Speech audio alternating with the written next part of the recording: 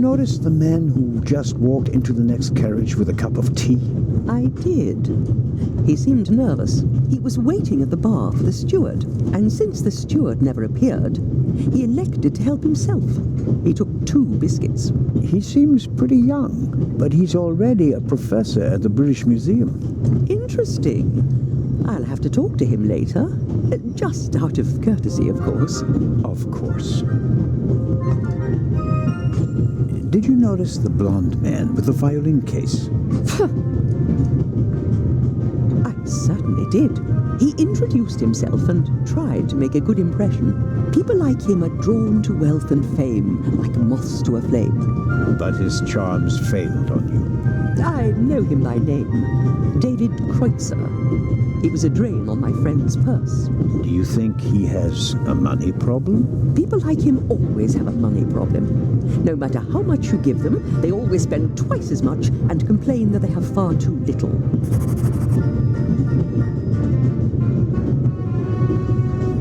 Are you traveling to Istanbul non-stop? No, we are on our way to Venice. From there we will take a ship to Cairo. As you may know, I have a penchant for archaeology. I fund a few excavations in Egypt. I traveled to Egypt by ship as a young woman. And now I'm doing it again as an old woman. I see. Coming back to the other passengers again, did you notice anyone else? What about the doctor? I notice that you've asked me about everyone, except for the inspector who went in the direction of the freight car a few minutes ago. Isn't that the Frenchman who made his name when he caught the raven? I wouldn't quite say caught. Well, shot. Why don't you ask me about him and my theory about what he's doing here? I don't think we should discuss Inspector Legrand's investigation in public. Legrand, right. That was his name. Will he save the day again? Or will you, Constable? As much as I'd like to keep talking, duty calls. You were right. Madam? I did observe you as you came in. You seemed so eager. It's been a long time since I've had a chance to prove myself, madam. And this is it? Your chance? I do hope so. Then grab it. Even small people can make big changes, as my friend Ronald likes to say. I shall do my best.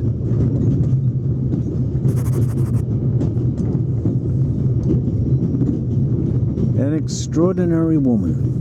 Talented, intellectual, extremely rich, and the most successful writer of all time. Yet, they say she can be difficult on occasion, and that she's rather unhappy.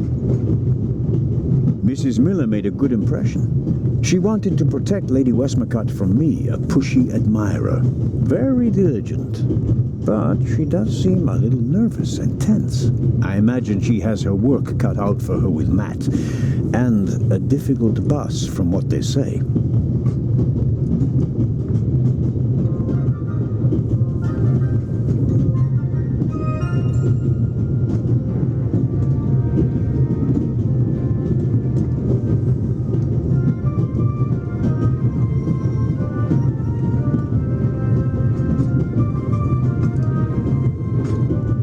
I suppose the steward won't object to me having a look around in his absence. The pad on which the steward writes orders, empty. Maybe he didn't use it because there's not much to do today.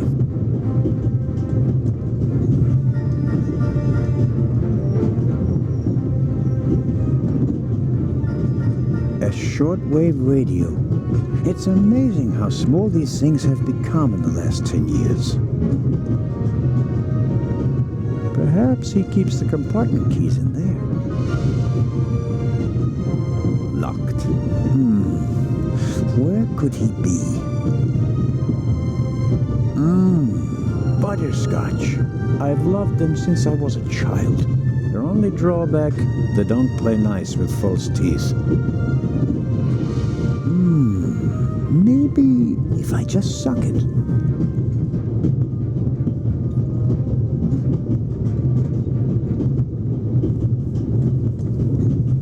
I don't need the pad, but the pencil might come in handy.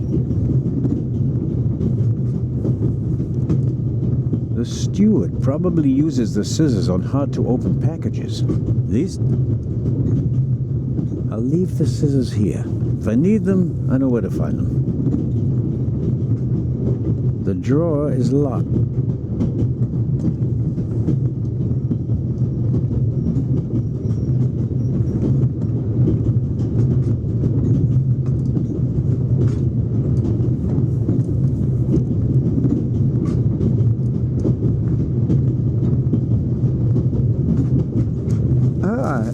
Mr. Zellner. Right. How can I help you? Tell me, did you notice anything suspicious here on the train or in Zurich? You mean, except for the fact that my suitcase was stolen on the platform? No. Is there any reason to be concerned? No, just routine. Constable Zellner, please don't think I'm naive. I spotted the inspector from Interpol. Legarde is his name, if I recall correctly. Legrand. If you say so. At the train station in Zurich, he put a cash box into the safe, and then kept close watch as it was loaded onto the train. Don't tell me that a man at his pay grade routinely tramps across the Alps just to keep an eye on cash boxes. A cash box? Like the ones you'd find in safe deposit boxes? Precisely. And I believe we both have a good idea just what's inside. I do indeed have a theory, but what's yours? A ruby was stolen in London. One of the legendary Eyes of the Sphinx. The second jewel, an emerald, is rumored to be in a Swiss bank vault, if I remember correctly. Both jewels were supposed to be exhibited together in Cairo for the first time in 50 years. It does make one wonder. Indeed. Any news about the robbery in London? Quite something, wasn't it? It must have been professionals. The way they disabled one of the best security systems in the world. Most impressive. People were injured. Well, one cannot execute a robbery of that scale without collateral damage. It seems like the Raven has finally found a worthy successor. We can look forward to new and spectacular coups. I'm afraid I won't enjoy his exploits this time around if the new Raven is so reckless. That's your prerogative. May I borrow your newspaper?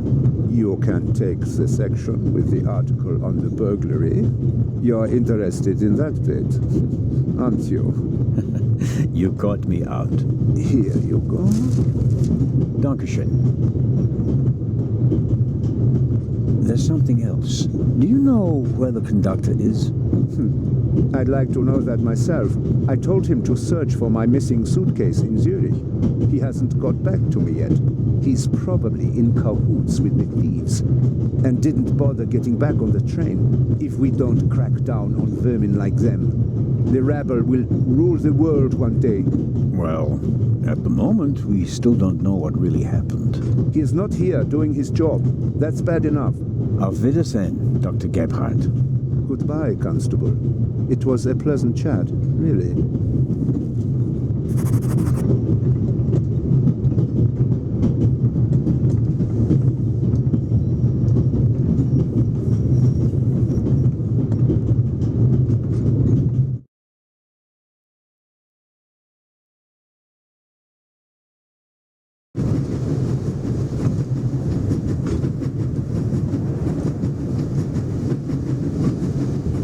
I strongly suspect that the door is locked. No, it's open.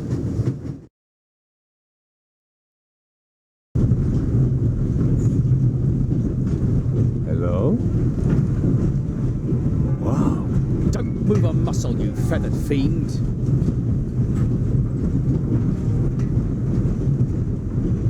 Put the gun down, Robert.